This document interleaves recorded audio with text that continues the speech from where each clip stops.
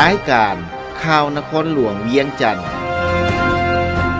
รายการข่าวนครหลวงเวียงจันทน์สบายดีทานผู้ฟังที่เคารพที่นี่สถานีวิทยุกระจายเสียงนครหลวงเวียงจันทน์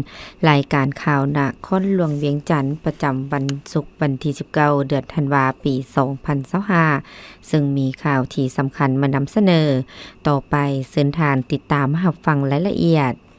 ประธานประเทศเน้นปรับแผนดำเนินธุรกิจให้มีผลกำไรในโอกาสเข้าร่วมกองประชุมสรุปการปฏิบัติเวียกงานของคณะปฏิรูปรัฐวิสาหกิจปี 2025 และแผนเวียกจุดสูงปี 2026 ในวันที่ 17 ธันวาคม 2025 อยู่นครหลวงเวียงจันทน์ท่านทองหลุนศรีสุฤทธิ์ประธานประเทศได้เน้นให้ภาคส่วนเกี่ยวข้องปรับปรุงกลจักรและกลไกการบริหารของรัฐวิสาหกิจโดยปรับปรุงสภาบริหารรัฐวิสาหกิจขนาดใหญ่ประธานสภาบริหารขันของรัฐมนตรีต้องเป็นเลขาคณะภาคและเฮ็ดเวียกประจำอยู่รัฐวิสาหกิจคณะสภาบริหารและคณะอำนวยการต้องมีการเลือกเฟ้นเอาผู้ที่มีความรู้ความสามารถเป็นมืออาชีพแบ่งหน้าที่ความรับผิดชอบอย่างจะแจ้งระหว่างคณะปฏิรูปและวิสาหกิจขั้นส่วนกลางกับกระทรวงการเงินและกระทรวงองค์การและท้องถิ่นที่รัฐวิสาหกิจขึ้นกับพร้อมทั้งปรับปรุงแผนดำเนินธุรกิจให้มีประสิทธิผลมีกำไรและบ่ให้ลุกทุนเด็ดขาดนอกนี้ประธานประเทศยังเน้นให้คณะปฏิรูปรัฐวิสาหกิจปรับปรุงภาระบทบาทหน้าที่ของรัฐวิสาหกิจให้จะแจ้งแยกและแก้ไขปัญหาสายพัวพันระหว่างการคุ้มครองมหาภาคของรัฐต่อรัฐวิสาหกิจและความเป็นเจ้าสิทธิ์ในการคุ้มครองบริหารธุรกิจของรัฐวิสาหกิจกำหนดเป้าหมายให้บรรลุเหตุให้รัฐวิสาหกิจมีกำลังแห้งมีความสามารถในการปฏิบัตินโยบายของภาครัฐดัดสมแก้ไขปัญหาเข่งฮอนด้านเศรษฐกิจที่เกิดขึ้นได้ปัญหาที่เป็นคอห้อยยุทธศาสตร์สำคัญที่ภาคเอกชนบ่สามารถเฮ็ดได้ใน5ปีต่อหน้าต้องแก้ไขปัญหาหนี้สินให้รัฐวิสาหกิจให้ได้แก้ไขความโปร่งใสการบริหารที่ดีของรัฐวิสาหกิจปรับปรุงกลจักรบุคลากรของรัฐวิสาหกิจให้ปลอดใสข่าวสะอาดจริงใจสื่อสัตย์บริสุทธิ์เป็นเจ้าการเฮ็ดธุรกิจให้รัฐอย่างแท้จริงภายหลังสำเร็จของประชุมใหญ่ครั้งที่12ของพรรคให้นำเอายุทธศาสตร์ปฏิรูปและแผนพัฒนารัฐวิสาหกิจเหล่านั้นไปผ่านรัฐบาลและขอทิศชี้นำจากกรมการเมืองส่วนกลางภาคต้องเป็นแผนปฏิรูปหรือยุทธศาสตร์ที่ก้าวไปถึงการปฏิวัติรัฐวิสาหกิจเฮ็ดให้รัฐวิสาหกิจมีความเข้มแข็งหนักแน่นและมีประสิทธิผลมอบหน้าที่รัฐมนตรีกระทรวงเทคโนโลยีและการสื่อสารพิธีมอบหน้าที่รัฐมนตรีกระทรวงเทคโนโลยีและการสื่อสารจัดขึ้นในวันที่18ธันวาคมปี2025อยู่ศูนย์อินเทอร์เน็ตแห่งชาติโดยมีท่านพลเอกวิไลลักษณ์คำฟองรองนายกรัฐมนตรีกระทรวงป้องกันความสงบพร้อมด้วยผู้ต่างหน้าจากคณะจัดตั้งส่วนกลางภาคคณะนำกระทรวงเทคโนโลยีและการสื่อสารและพนักงานหลักแหล่งเข้าร่วมโดยปฏิบัติตามคำสั่งของกรมการเมืองส่วนกลางภาคฉบับเลขที่34ทับของมสพและรัฐดำรัสของประธานประเทศเลขที่331ทับปปทว่าโดยการอนุมัติให้พนักงานการนำขั้นสูงออกภาคการหับอุดหนุนบำนาญซึ่งประธานประเทศตกลงอนุมัติให้ทานบ่เวียงคำมุ่งดารากรรมการส่วนกลางภาครัฐมนตรีกระทรวงเทคโนโลยีและการสื่อสารผู้เก่าออกภาคการหับอุดหนุนบำนาญรัฐดำรัสประธานประเทศเลขที่336ทับปปทว่าโดยการแต่งตั้งสมาชิกรัฐบาลประธานประเทศตกลงแต่งตั้งท่านสันติสุขสิมลวงศ์เลขาคณะบริหารงานภาคของรัฐมนตรีเป็นรัฐมนตรีกระทรวงเทคโนโลยีและการสื่อสารผู้ใหม่ในโอกาสนี้ท่านพลเอกวิไลลักษณ์คำฟองก็ได้แสดงความสมเสยผลงานตลอดการนำพาชี้นำเวียกงานเทคโนโลยี ที่มีทานบ่เวียงคำวงดาราเป็นรัฐมนตรีในระยะผ่านมาซึ่งเฮ็ดให้การเคลื่อนไหวเวียกงานดังกล่าวได้รับการคุ้มครองถูกต้องและมีการพัฒนาเป็นก้าวๆพร้อมนี้ท่านยังยกให้เห็นความสำคัญและความต้องการของหน้าที่เวียกงานการตกลงซับซ้อนจัดวางพนักงานการนำขั้นสูงเพื่อห้องห หับให้การสืบต่อพันขยายและจะตั้งปฏิบัติแนวทางนโยบายที่ภาครัฐวางออกแต่ละระยะให้บรรลุตามระดับคาดหมายและมีผลสำเร็จเป็นรูปธรรมและแสดงความเสื่อมั่นต่อคณะพรรคคณะนำอันนี้ทานสันติสุขสิมลวงศ์เป็นผู้นำหน้าพนักงานสมาชิกพรรคจะจัดตั้งพันขยายแผนพัฒนาเศรษฐกิจสังคมของรัฐบาลให้ได้รับการพัฒนา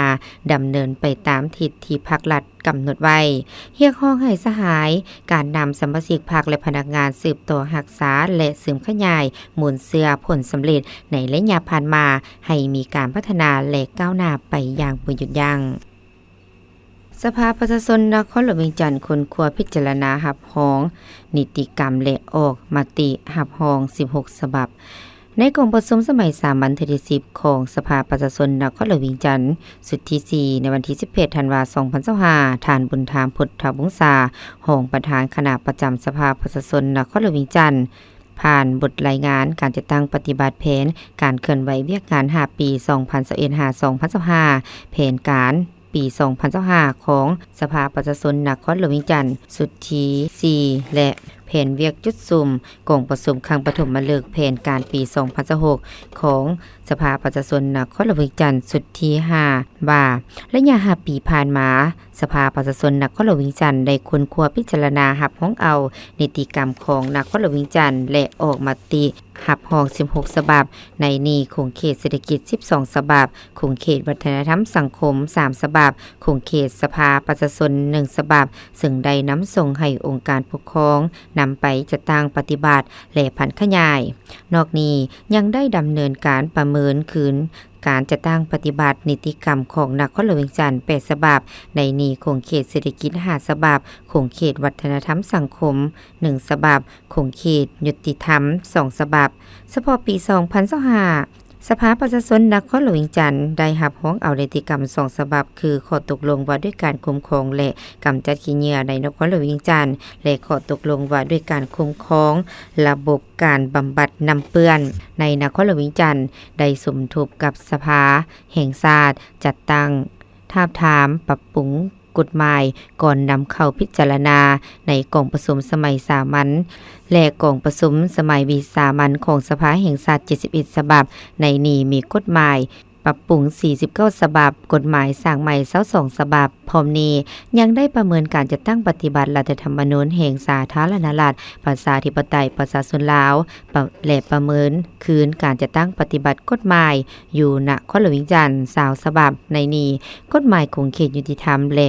ป้องกันศาสตร์ป้องกันความสงบ7ฉบับกฎหมายคงเขตสภาแห่งชาติ4ฉบับและกฎหมายคงเขตอื่นๆ9ฉบับทาบทามบุกปรับปรุงกฎหมาย11ฉบับในนี้กฎหมายสร้างใหม่5ฉบับกฎหมายปรับปรุง6ฉบับติดตามกฎกาโครงการ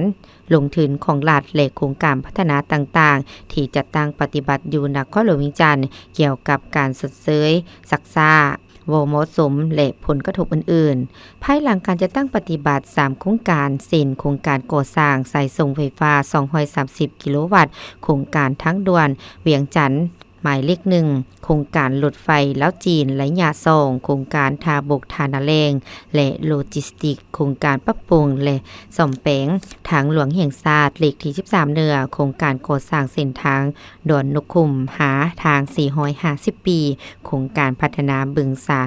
ลาคำโครงการขนส่งแบบยนต์ยงรถเมล์ด่วน BRT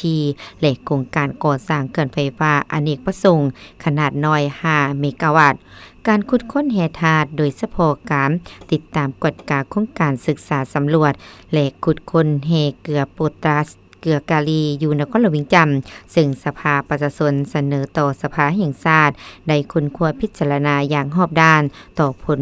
การติดตามกฎกาของสภาประชาชนนครหลวงเวียงจันทน์และการติดตามกฎกาของกรรมาธิการเกี่ยวข้องต่อผลกระทบด้านสิ่งแวดล้อมที่เกิดขึ้นคณะประจำสภาแห่งชาติจึงได้ออกมติฉบับเลขที่182ทับคป.ลงวันที่1กรกฎาคม2025เพื่อเป็นบอนอิงในการจัดตั้งปฏิบัติเวียกงานดังกล่าวในต่อหน้าสำหรับแผนการปี2026ของสภาประชาชนนครหลวงเวียงจันทน์สุดที่5เพื่อรับประกันการจัดตั้งปฏิบัติแผนเวียกงานจุดซุ่ม ดังกล่าวให้บรรลุผลสำเร็จได้กำหนด6มาตรการคือ 1. คณะประจำสภาประชาชนนครหลวงเวียงจันทน์คณะสมาชิกสภานครหลวงเวียงจันทน์ประจำเขตเลือกตั้งต้องพันขยายแผนการฉบับนี้ออกเป็นแผนเวียกจุดสุ่มละเอียดเพื่อปฏิบัติให้แทดเหมาะตามภาระบทบาทสิทธิหน้าที่และขอบเขตความรับผิดชอบของแต่ละภาคส่วนอย่างมีคุณภาพ 2. ห้องว่าการสภาประชาชนนครหลวงเวียงจันทน์ต้องประสานสมทบกับบรรดาคณะกรรมการเพื่อพันขยายแผนการฉบับนี้เป็นแผนเวียกจุดสุ่มของตนเพื่อเสนอคณะประจำสภาประชาชนนครหลวงเวียงจันทน์พิจารณาตกลงอย่างช้าบ่ให้กายเดือนพฤษภาปี 2026 3. บรรดาคณะกรรมการและกลุ่มจักรที่คณะประจำสภาประชาชนนครหลวงเวียงจันทน์สร้างตั้งขึ้นต้องเป็นเจ้าการพันขยายแผนการเคลื่อนไหว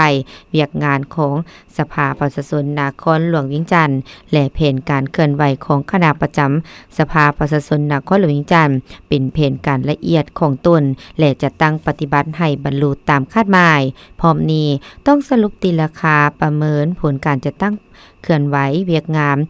แต่ละด้านเป็นแต่ละระยะเพื่อรับประกันการปฏิบัติแผนการให้มีคุณภาพและประสิทธิผล 4. จัดตั้งการโฆษณาเผยแพร่พันละบทบาทสิทธิและหน้าที่ของสภาประชาชนนครหลวงเวียงจันทน์ให้องค์การจัดตั้งรัฐการจัดตั้งสังคมและประชาชนรับรู้เข้าใจอย่างกว้างขวางโดยผ่านการจัดกองประชุมเผยแพร่ผ่านสื่อมวลชนและรูปการอื่นๆเพื่อเพิ่มทวีการประสานงานระหว่างสภาประชาชนนครหลวงเวียงจันทน์กับองค์การปกครองนครหลวงเวียงจันทน์แผนกการองค์การอัยการประชาชนศาลประชาชนองค์การกวดสอบประจำภาคกลางองค์การกวดการรัฐองค์การแนวแล้วสั่งศาสหพันธ์หลัก69องค์การจัดตั้งมหาชนและภาคส่วนเกี่ยวข้องเพื่อปฏิบัติแผนการฉบับนี้ให้บรรลุตามคาดหมายที่วางไว้ 6. เพิ่มทวีการร่วมมือญาติแยงการสนับสนุนด้านเทคนิควิชาการและทุนหอนจากภายในและต่างประเทศเพื่อประกอบส่วนในการพัฒนาสภาประชาชนนครหลวงเวียงจันทน์11 หน้าเวียกใหญ่ที่องค์การกวดการัฐนครหลวงเวียงจันทน์ต้องเคลื่อนไหวติดตามกฎกาในปี 2026 กองประชุมสมัย3วันที่10ของสภาประชาชนนครหลวงเวียงจันทน์สุดที่4ในวันที่17ธันวาคม2025โดยเป็นประธานของทานปริญญาเอกอนุภาพตุลาลมประธานสภาประชาชนนครหลวงเวียงจันทน์มีรองประธานรองเจ้าของนครหลวงเวียงจันทน์สมาชิกสภาแห่งชาติสภาประจำเขตเลือกตั้งที่1สมาชิกสภาประชาชนนครหลวงเวียงจันทน์และภาคส่วนที่เกี่ยวข้องเข้าร่วมในโอกาสนี้ท่านบุญศรีกองบุตรรองประธานองค์การกวดการัฐนครหลวงเวียงจันทน์ก็ได้ผ่านบทสรุปตีราคาการเคลื่อนไหวเวียกงานกวดการะยะ5ปีผ่านมา 2021-2025 เป็นต้นการพัฒนากงจักรการจัดตั้งติดพันกับการก่อสร้างพนักงานบุคลากรการปฏิบัติแผนพัฒนาหน้าที่วิชาเฉพาะและจัดตั้งพันขยายบรรดานิติกรรมเวียกงานกวดกาตามการกวดกาตามผลการกวดสอบปี 2023 และการจัดตั้งปฏิบัติตามผลการกวดสอบสำหรับแผนการเคลื่อนไหวเวียกงานประจำปี 2026 องค์การกวดการรัฐนครหลวงเวียงจันทน์ต้องรับประกันให้คณะกวดการและผู้กวดการแต่ละคันสามารถเคลื่อนไหวเป็นเสนาธิการให้คณะพรรคองค์การปกครองแผนกต่างๆในการติดตามกฎกาสุกโยการปฏิบัติหน้าที่การเมืองการพัฒนาการพันขยายแนวทางของพรรคปฏิบัติกฎระเบียบของพรรคกฎหมายของรัฐและแผนพัฒนาเศรษฐกิจสังคมการปฏิบัติแผนงบประมาณการลงทุนของรัฐอย่างถูกต้องเฮ็ดให้ภายในพรรครัฐองค์การจัดตั้งมหาชนมีความเข้มแข็งมั่นคงยืนยงโปร่งใสเทื่อละก้าวให้ประกันการปรับปรุงกงจักรการจัดตั้งด้านโครงประกอบบุคลากรและพนักงานและพระบทบาทของคณะกวดกาหากทานแขนงกวดกาแผนกต่างๆจัดตั้งขึ้นใหม่บางแผนกที่ถูกโฮมกับภาคส่วนอื่นยกสูงคุณภาพและ ริมาณเวียกงานกวดกาให้ถือตามทิศที่นำและนิติกรรมของคณะกวดกาศูนย์กลางภาคองค์การกวดกาแห่งรัฐอย่างครบถ้วนรับประกันต่อการหันเปลี่ยนในความรับรู้เข้าใจและความรับผิดชอบนำพาโดยกลุ่มของคณะภาคองค์การปกครองแผนกการต่อเวียกงานกวดกาถือเอาเวียกงานกวดกาเป็นหนึ่งในภาระบทบาทการนำพาของภาคการคุ้มครองของรัฐติดพันกับถูกกงเขตเวียกงานอย่างแท้จริงยกสูงสติการมีส่วนร่วมของสังคมในเวียกงานกวดกาให้หลายขึ้นรับประกันการแก้ไขผลการกวดกาให้เข้มงวดโปร่งใสถูกต้องตามระเบียบวินัยของภาคและกฎหมายของรัฐจัดตั้งค้นคว้าเสริมซึมกำเนิดบรรดามติแผนพัฒนาของภาคคำสั่งคำแนะนำของศูนย์กลางภาคบรรดานโยบายระเบียบกฎหมายของรัฐให้กว้างขวางทั่วถึงทุกเป้าหมายติดพันกับการหันเป็นแผนเวียกละเอียดและเป็นรูปธรรมตัวจริงบนพื้นฐานในการติดตามกฎกาสรุปรายงานขันเทิงเป็นปกติศึกษาอบรมการเมืองแนวคิดให้สมาชิกพรรคพนักงานรัฐกรโฆษณาเผยแพร่เอกสารของพรรคกฎหมายและระเบียบการของรัฐที่พัวพันถึงเวียกงานกวดกาลงสู่หากทานอย่างลึกซึ้งและเพิ่มทวีเวียกงานติดตามกวดกาสกัดกั้นและต้านการสอนรัฐบังหลวงให้เป็นปกติต่อเนื่องเข้มงวดและทันการเพิ่มทวีประสิทธิผลและความศักดิ์สิทธิ์ของเวียกงานกวดกาการแก้ไขผลของการกวดกาตามคำขวัญเวียกงานกวดกาทั่วถึงลึกซึ้งโปร่งใสแก้ไขปัญหาถูกต้องเด็ดขาดทันการและเป็นธรรมปรับปรุงรูปแบบและวิธีการกวดกาให้มีประสิทธิผลสูงกว่าเก่าปรับปรุงการจัดตั้งการคุ้มครองและปรับปรุงก่อสร้างพนักงานให้ตอบสนองความต้องการของหน้าที่การเมืองจัดฝึกอบรมเวียกงานกวดกาภาครัฐเวียกงานสอบสวนและต้านการสอนรัฐบังหลวงเพื่อสร้างความเข้มแข็งให้ผู้เฮ็ดเวียกกวดกาทั่วนครหลวงจันทน์เพิ่มทวีการพัวพันประสานสมทบนำองค์การจัดตั้งภาครัฐทุกคันและการร่วมมือกับบรรดาแขวงนครหลวงของประเทศเพื่อนมิตรสั่งรวมแล้วมี11หน้าเวียกใหญ่ที่ต้องได้เคลื่อนไหวเวียกการติดตามกวดกาประจำปี 2026เลขเปลี่ยนบนเหียนการก่อสร้างสังคมนิยมและการก่อสร้างพรรคกำอำนาจกองประชุมเลขเป็นบทเรียนเกี่ยวกับการก่อสร้างสังคมนิยมการก่อสร้างพรรคกำอำนาจระหว่างโรงเรียนการเมืองการปกครองนครหลวงจันทน์และสถาบันวิทยาศาสตร์สังคมศูนย์ค้นคว้าพัฒนาการปกครองแขวงหัวนานสาธารณรัฐประชาชนจีนจัดขึ้นในวันที่18ธันวาคม 2025อยู่โรงเรียนการเมืองการปกครองนครหลวงจันทน์โดยมีทานพงศวรรค์ศิริพันธ์หัวหน้าโรงเรียนการเมืองการปกครองนครหลวงจันทน์มีทานเชียปิงเวียงหองหัวหน้าสถาบันวิทยาศาสตร์สังคมศูนย์ค้นคว้าพัฒนาการปกครองแขวงหัวนานพร้อมด้วยภาคส่วนที่เกี่ยวข้องเข้าร่วมในพิธีทานพงสวรรค์ศิริพันธ์ได้แสดงความสมเสยและตีราคาต่อการมาเยี่ยมยามและเฮ็ดเวียกของคณะผู้แทนสถาบันวิทยาศาสตร์สังคมแขวงหูนานซึ่งเป็นการผันขยายและการประกอบส่วนหัดแนนสายพัวพันมิตรภาพอันเป็นมุนเสื้อการหัวมือแบบเพื่อนมิตรยุทธศาสตร์หอบด้านมั่นคงยาวนานตามทิศซีดีเพื่อนบ้านใกล้เคียงที่ดีเพื่อนมิตรที่ดีคู่หัวมือที่ดีและคู่หัวสตากรรมที่ดีการเป็นคู่หัวสตากรรมเล่าจีนลาวนครหลวงจันทน์ได้เสริมขยายสายพัวพันและหัวมือกับ1นครหลวง13แขวง16นคร4เมือง1เขตปกครองตนเอง12บรรณาของสาธารณรัฐประชาชนจีนในนี้มีแขวงหูนานพร้อมนี้ท่านยังได้รายงานสภาพการพัฒนานครหลวงจันทน์โดยยกให้เห็นด้านเศรษฐกิจด้านการปกครองป้องกันชาติป้องกันความสงบการบริการพัวพันต่างประเทศเศรษฐกิจและ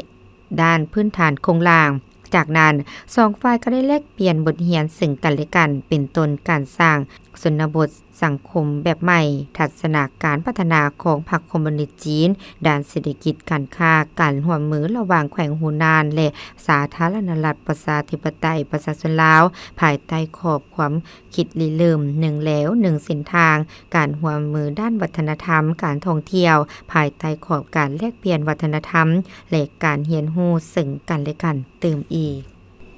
สืบต่อให้บริการฟรีรถเมล์ด่วน BRT สืบต่อให้บริการโดยบ่เสียค่าใช้จ่ายจนถึงวันที่5 มังกรปี 2026 ก่อนจะเริ่มเก็บค่าบริการผ่านบัตรสมาร์ทการ์ดท่านคำเฟื่องพรหมจันทร์รักษาการห้องกองคุ้มครองการขนส่งในตัวเมืองนครหลวงวิจันทร์ได้ให้สัมภาษณ์ในวันที่28 ธันวาคม 2025 ต่อทีมข่าวว่าภายหลังการให้บริการรถเมล์ด่วน BRT โดยบ่เสียค่าในงานบุญนมัสการพระธาตุหลวงสำเร็จผลเป็นอย่างดีทางโครงการได้สืบต่อให้บริการบ่เสียค่าตั้งแต่กลางเดือนพฤศจิกายน 2025 หาวันที่5 มังกร 2026ในระยะนี้ BRT ให้บริการเส้นทางสถานีประตูไซสถานีศูนย์การค้าวิวมอความยาว7กิโลเมตรโดยนำใส่รถ5คันปล่อยทุก15นาทีให้บริการแต่ 7 โมงหา 19 โมง 00 นาทีทั้งนี้จำนวนผู้ใช้บริการยังมีบ่หลายอาจเนื่องจากการประชาสัมพันธ์อย่างบ่ทั่วถึงภายหลังสิ้นสุดการให้บริการบ่เสียค่าทาง BRT จะเริ่มเก็บค่าบริการผ่านบัตรสมาร์ทการ์ดและเปิดให้บริการเต็มรูปแบบตามเส้นทางสถานีเจ้าฟ้างมมหาวิทยาลัยดงโดโดยผู้โดยสารสามารถซื้อบัตรได้ที่สถานีหลักเส้นสถานีส่วนเจ้าฟ้างมตลาดเศร้าประตูไซและมหาวิทยาลัยแห่งชาติปัจจุบันการก่อสร้างโครงการ BRT คืบหน้าแล้ว94ส่วนห้อยพร้อมกันนี้กำลังศึกษาสถานที่จอดรถ10จุดตามเส้นทางให้บริการรถมิด่วนแต่ส่วนเจ้าฟ้างมมหาวิทยาลัยแห่งชาติและลิ้นตีสินบนจอดรถตามเข็มทางในเขตวัดอินแปงน้ำผูปัจจุบันยังเกี่ยมความพร้อมตึกอาคารสถานที่ศูนย์กลางศูนย์ควบคุมเซิร์ฟเวอร์บนจอดรถมีบริการสากไฟรถและบริการล่างรถทั่วไปอยู่ภายในศูนย์ดังกล่าวอีกด้วยสำหรับค่าโดยสารจากต้นทางหาปลายทางกำหนดอยู่ที่ 7,000 กีบและหลังเปิดเก็บเงินจะนำใส่รถ15คันต่อมือเปิดให้บริการ6 หาเช้า2 โมงโดยในระยะเช้า6 หา 9 โมงจะปล่อยรถทุก5นาทีหลังจากนั้นจะปล่อยรถทุก15นาทีพร้อมนี้ท่านคำเฟื่องพรหมจันทร์ยังได้เชิญชวนให้ประชาชนหันมานำใช้รถเมล์สาธารณะเพื่อความสะดวกตรงเวลาและปลอดภัยโดย BRT เป็นรถปรับอากาศมีบนนั่ง40บนนั่งมีกล่องข้อมูลข่าวสารและอุปกรณ์อำนวยความสะดวกและบนนั่งสำหรับคนพิการพร้อมกันนี้ขอความร่วมมือจากผู้ใช้รถถนนบ่ให้ขับพาหนะเข้าในเลนรถเมล์ด่วนเพื่อรักษาความปลอดภัยและความตรงเวลาในการให้บริการสหพันธ์แม่หญิงกระทรวงการเงินสรุปการจัดตั้งปฏิบัติเวียกงานระยะ5ปีในวันที่17ธันวาคมนี้สหพันธ์แม่หญิงกระทรวงการเงินได้จัดกล่องประชุมสรุปตีราคาการจัดตั้งปฏิบัติเวียกงาน5ปี 2021-2025 และทิศทางแผนการ5ปี 2026-2030 โดยการเข้าร่วมเป็นประธานของสหายนางอาลีวงศ์นอกบุญธรรมกรรมการส่วนกลางภาคประธานส่วนกลางสหพันธ์แม่หญิงลาวมีสหายนางพรวรรณอุทวงศ์รองเลขาคณะบริหารงานภาครองรัฐมนตรีกระทรวงการเงินมีสหายอุบันสุพิดากรรมการประจำภาคหัวหน้ากรมจัดตั้งสหายนางบัวทินดวงสวรรค์กรรมการคณะบริหารงานภาคกระทรวงคณะบริหารงานสหพันธ์แม่หญิงลาวประธานคณะบริหารงานสหพันธ์แม่หญิงลาวพร้อมด้วยสมาชิกแม่หญิงภายในกระทรวงการเงินและแขกที่ถูกเชิญเข้าร่วมในกองประชุมได้รับฟังการผ่านบทรายงานการเมืองห่างเพนพัฒนาแม่หญิงห่างบทสำรวจการนำพารวมของคณะบริหารงานสหพันธ์แม่หญิง กระทรวงการเงินซึ่งแสดงให้เห็นถึงความเอาใจใส่นำพาสีน้ำสมจิตสมใจผ่านพาข้อยุ่งยากนานาประการเสิร์ชสู่ความเป็นแบบอย่างน้ำหน้าเวียกงานในทุกด้านปลุกระดมความห่าวหันมีความสามัคคีเป็นปึกเพนหำเหียนเอาคุณสมบัติศีลธรรมปฏิวัติพร้อมเพียงเฮียงหน้ากันเป็นจิตหนึ่งใจเดียวเพื่อผ่านพาวทุกอุปสรรคและข้อยุ่งยากในการจะตั้งปฏิบัติเวียกงานจนประสบผลสำเร็จอย่างสง่างามในโอกาสดังกล่าวยังได้รับฟังการโอ้ล้มของสหายนางอาลีวงศ์ดอกบุญธรรมซึ่งสหายได้เน้นให้สืบต่อตั้งหน้าในการจัดตั้งปฏิบัติมติกองประชุมใหญ่ผู้แทนแม่หญิงทั่วประเทศครั้งที่9การเคลื่อนไหวตามภาระบทบาทสิทธิและหน้าที่ของสหพันธ์แม่หญิงอย่างตั้งหน้าโดยผ่านการดำเนินชีวิตการเมืองและกระบวนการเคลื่อนไหวอย่างเป็นปกติเพื่อยกสูงความสามัคคีทางภายในแล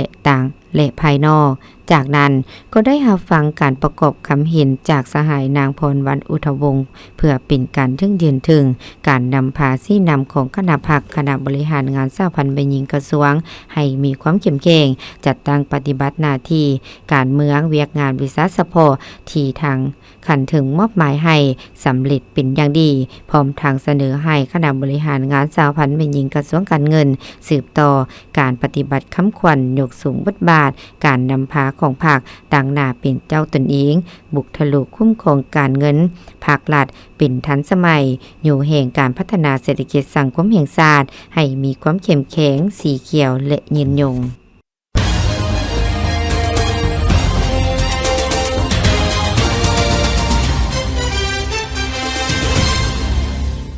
ต่อไปเส้นทางที่ตามรับฟังข่าวต่างประเทศเวียดนามสืบต่อแก้ไขจุดอุดตันด้านระบบระเบียบการ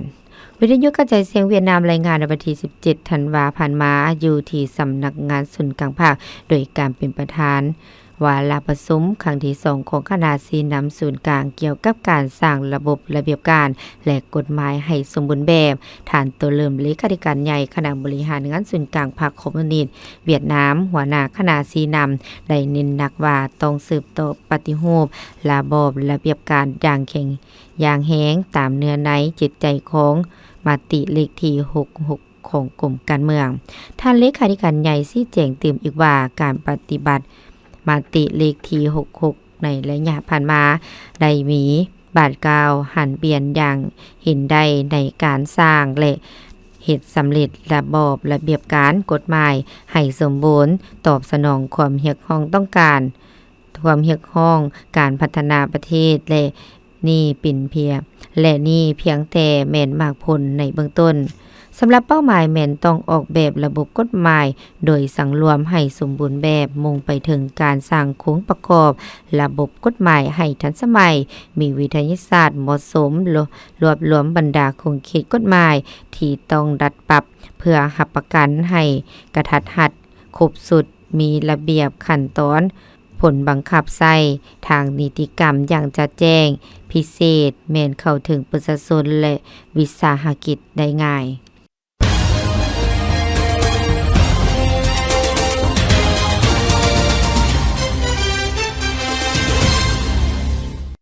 ต่อไปเส้นทางที่ตามรับฟังข่าวพยากรณ์อากาศประจำวันที่19ธันวาคม2025ความกดดันสูงของอากาศเย็นยังจะปกคลุมอยู่ทั่วทุกภาคของประเทศลาวโดยกำลังอ่อนหาปานกลางสมทบกับกระแสลมตะวันออกพัดปกคลุมซึ่งจะเห็นให้อากาศยังจะเย็นในตอนกลางคืนหาตอนเช้าอยู่ทั่วไปและอากาศจะหนาวเย็นหาหนาวเย็นหลายอยู่แขวงภาคเหนือแขวงไส้สมบูรณ์และเขตภูเพียงบริเวณพร้อมจะมีฝนตกในระดับคอยและมีลมพัดแรงอยู่บางท้องถิ่นเติมอีกพยากรณ์อากาศแต่เวลา 7:00 นของวันที่19ธันวาคมหาเวลา 7:00 นของวันที่20ธันวาคม2025ภาคเหนือด้านตะวันออกพงสลีหัวพันและเสียงขวางอากาศยังจะหนาวเย็นหาหนาวเย็นหลายและจะมีฝนตกในระดับคอยพร้อมมีลมพัดแรงอยู่บางท้องถิ่นหรือเนื้อที่การปกคลุมของฝนเท่ากับ20ส่วนห้อยของภาคอุณหภูมิในระหว่าง6-24องศาภาคเหนือด้านตะวันตกแขวงหลวงน้ำทาบ่อแก้วอุดมไซหลวงพ่อบางและไสยบุรีอากาศจะเย็นหาหนาวเย็นพร้อมมีหมอกบางปกคลุมอยู่ทั่วไปในตอนเช้าและจะมี ลมพัดแหงอยู่บางท้องถิ่นอุณหภูมิในระหว่าง13-28องศานครหลวงเวียงจันทน์อากาศยังจะเย็นในตอนกลางคืนหาตอนเช้าพบจะมีลมพัดแหงเป็นบางโอกาสอยู่บางบริเวณอุณหภูมิในระหว่าง21-32องศาภาคกลางอากาศเย็นในตอนกลางคืนหาตอนเช้าพร้อมจะมีลมพัดแหงอยู่บางท้องถิ่นอุณหภูมิในระหว่าง15-32องศาแขวงไซสมบูรณ์อากาศยังจะหนาวเย็นพอมีหมอกหนาปกคลุมอยู่ในทั่วไปในตอนกลางคืนหาตอนเช้าอุณหภูมิในระหว่าง13-30องศาภาคใต้อากาศเย็นในตอนกลางคืนหาตอนเช้าและจะมีลมพัดแห้งอยู่บางท้องถิ่นอุณหภูมิในระหว่าง15-34องศาสำหรับเขตภูเพียงบริเวณอากาศยังจะหนาวเย็นพอมีหมอกบางปกคลุมอยู่ทั่วไปในตอนกลางคืนหาตอนเช้าอุณหภูมิในระหว่าง15-26องศาที่ท่านรับฟังผ่านไปนั้นก็เป็นข่าวนครหลวงเวียงจันทน์ท่านผู้ฟังที่เคารพรายการข่าวภาคนี้ได้สิ้นสุดลงเพียงเท่านี้ลีโลเพชรสมภูอ่านสบายดี